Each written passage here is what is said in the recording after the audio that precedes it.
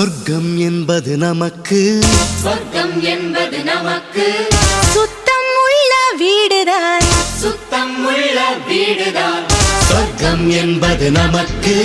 சுத்தம் உள்ள வீடுதான்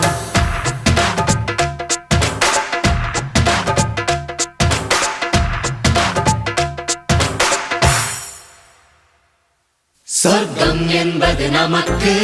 சுத்தம் உள்ள வீடுதான் சுத்தம் என்பதை மறந்தால் நாடும் குப்பை மேடு